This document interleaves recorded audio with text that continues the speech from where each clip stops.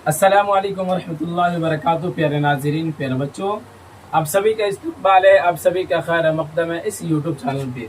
प्यारे बच्चों, आज हम आपके दरमियान लेकर हाजिर हुए हैं क्लास 9 का चैप्टर नंबर 7 का सवाल और जवाब, यानी कि माक़बल वाले सबक के अंदर हमने पढ़ा था। आप देख रहे हैं जैसा कि लगातार तैयारियाँ आपकी जो किताबें हैं, यानी कि दरख्शा हिस्सा अव्वल जो है, यानी कह लीजिए ये 9th क्लास का है, तो लगातार 9th क्लास से लेकर 12th क्लास तक की उर्दू की तैयारी 2026 में होने वाला एग्ज़ाम की इस चैनल के माध्यम से कराई जा रही है। तो इसमें हमने 7 चैप्टर तक, यानी कि 9th क्लास के अंदर का 9th क्लास का जो बुक है, इसके अंदर हमने 7 चैप्टर तक पढ़ा दिया। तो आज उसी 7वां चैप्टर का कह लीजिए चैप्टर नंबर 7 का सवाल और जवाब हम आपके दरमियान लेकर हाजिर खिदमत हुए हैं। तो मैं आपको बता दूं कि आज के वीडियो के अंदर, आज के सबक के अंदर हम देखने वाले हैं, आप बताइए के अंदर जो 5 सवालात हैं उसको भी हल करेंगे। फिर उसके बाद मुख्तसर गुफ्तगू जो है उसको भी, तकरीबन इसके अंदर भी 5 सवालात दिए गए हैं, उसको भी हम हल करेंगे, ठीक है ना। तो चलिए बिना ताखिर शुरू कर लेते हैं। शुरू करने से पहले आपसे एक छोटा सा दरख्वास्त है कि अभी तक अगर आपने वीडियो को लाइक और शेयर नहीं किया है तो लाइक और शेयर करना ना भूले।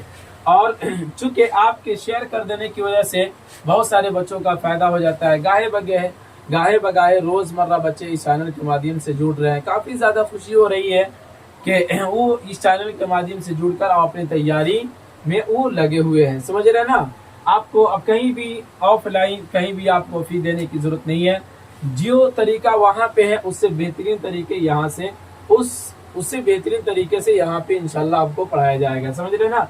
बस आप एक मरतबा जुड़े रहिए, देखिए 2026 में क्या होता है, आपके लिए बेहतर करके इंशाल्लाह साबित किया जाएगा, ठीक है ना। चलिए तो शुरू करते हैं बिला ताखिर। सबसे पहला नंबर सवाल में है, अल्लामा शिबली कहाँ पैदा हुए। क्या है सवाल, अल्लामा शिबली कहाँ पैदा हुए। तो उसके जवाब में जिक्र किया, अल्लामा शिबली बंदौल जिला आजमगढ़ में पैदा हुए। बंदौल एक जिला है आजमगढ़ के अंदर बाबू, ठीक है ना। वहीं पे अल्लामा शिबली नोमानी साहब जो थे ये पैदा हुए थे, ठीक है। सवाल नंबर 2 कहता है, शिबली की किसी एक तसनीफ का नाम बताइए। तो उसके जवाब में जिक्र किया उनकी एक तसनीफ का नाम शेरुल अजम है। क्या है, शेरुल अजम है। वो है कि शेरुल अजम के मुसन्निफ जो है, राइटर जो है, लिखने वाले वो कौन है, अल्लामा शिबली नोमानी साहब है। सवाल नंबर 3 कहता है कि अल्लामा शिबली क्या कभी अंजुमन तरक्की उर्दू के सदर भी थे। तो उसके जवाब में जिक्र किया, हाँ, अल्लामा शिबली हैदराबाद अंजुमन तरक्की उर्दू के सदर थे। क्या थे, हैदराबाद अंजुमन तरक्की उर्दू के ये सदर थे। सवाल नंबर 4 कहता है कि अल्लामा शिबली नदवतुल उलमा में भी रहे। तो उसके जवाब में जिक्र किया, हाँ, अल्लामा शिबली कुछ दिनों तक नदवतुल उलमा के नाजिम रहे। क्या, हाँ, नदवतुल उलमा एक संस्था है, एक क्या कहते हैं, एक मदरसा है। तो वहाँ पे हर तरह की, खास तौर से असली उलूम जो होता है, जैसे कि अंग्रेजी और भी साइंस, केमिस्ट्री, फिजिक्स और इन चीज़ों पे ज़्यादा तवज्जो दी जाती है, ठीक है ना। लेकिन हम लोग जिस मदरसे में पढ़ते थे तो उस मदरसे में कह लिया जाए तो सिर्फ अंग्रेजी पढ़ने के लिए या मैथ पढ़ने के लिए कह लीजिए सिर्फ एक ही घंटी थी। और जो ये बड़ी कहते हुए एक अजीब सा फीलिंग होता है कि तकरीबन 5 साल 6 साल तक हम लोग क्लास लाइन से पढ़ते रहे। और उस वक्त हम लोग बस 4 साल 5 साल के अरसा में जोड़, उसके बाद घटाव, फिर उसके बाद हम लोग गुन्ना, फिर उसके बाद भाग तक सीखे थे, ठीक है ना। यानी इतना ही 5 साल के अंदर में इतना ही सीखे थे, समझ रहे हैं। वजह ये थी कि ऐसा नहीं कि वहाँ पे पढ़ाने वाले जो हमारे असासा थे वो कम पढ़े लिखे थे, ऐसा नहीं, बल्कि वहाँ पे ये था कि एक किताबें तो हिंदी इंग्लिश की, मतलब 1 घंटी ये था, और 7 घंटी जो हम लोग का था वो अरबी, दिनियात, फिर उसके बाद कुरान की तफसीर, फिर फिका और भी इस्लामियात के हवाले से बहुत सारी किताबें थी। तो ज़्यादातर हम लोग का वक्त जो होता था वो उन 7 किताबों को हल करने में गुजर जाता था, जिसकी वजह से इसमें बहुत कम हम लोगों का फोकस रहा है, ठीक है ना। और ये घंटी भी रहती थी, सबसे आखिर वाली घंटी रहती थी, कभी जाते कभी छोड़ देते थे।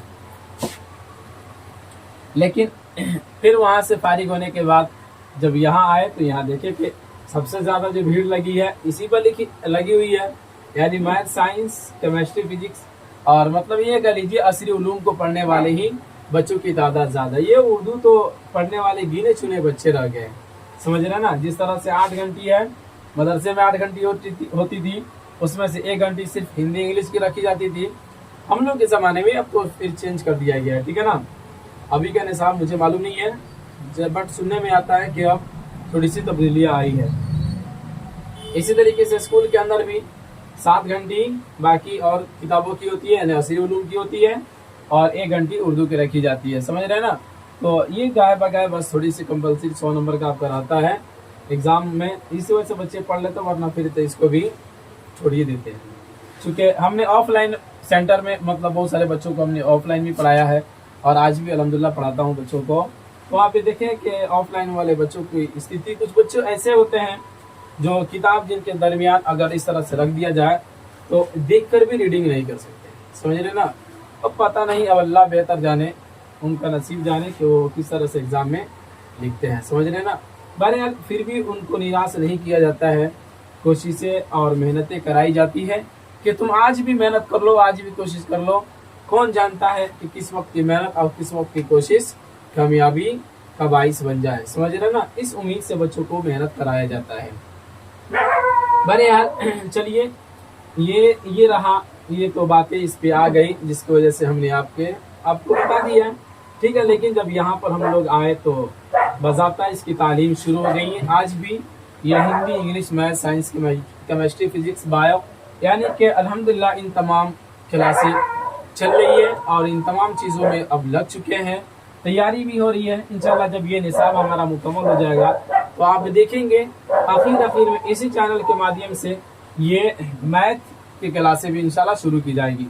यानी सबसे पहले जो शुरू की जाएगी मैथ की जो क्लासें, बेसिक टू एडवांस लेवल तक मैथ की क्लासें पढ़ाई जाएगी।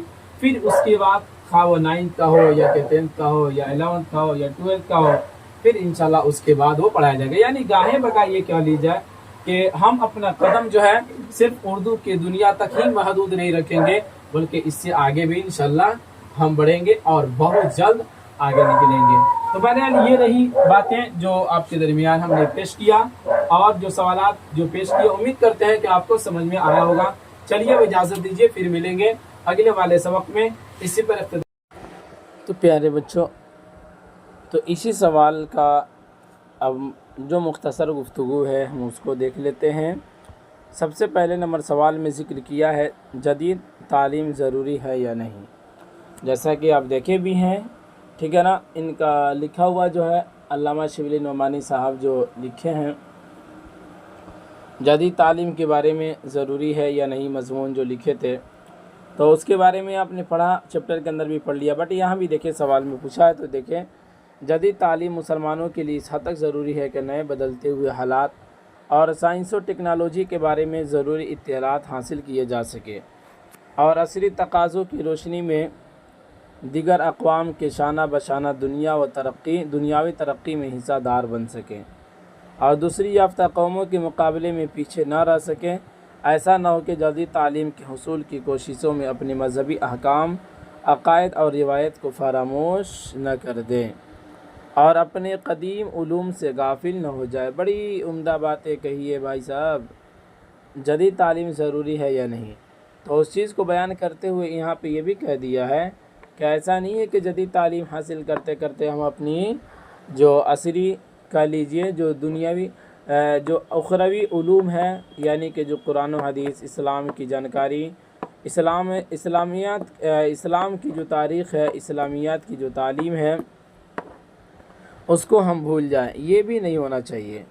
और जदीद तालीम भी हमें हासिल करना चाहिए। साइंस टेक्नोलॉजी जो धीरे धीरे बढ़ता जा रहा है, तो उसको हासिल करना काफ़ी ज़्यादा हमारे लिए ज़रूरी है, चूँकि तब तो फिर जाकर हम दूसरी कौम के बराबरी में शाना बशाना यानी कदम से कदम मिलाकर खड़ा हो सकते हैं, समझ रहे ना। तो गोया कि इस्लामी तारीख़ और इस्लामी तालीमात ये भी ज़रूरी है और असली उलूम ये भी ज़रूरी है, समझ रहे ना।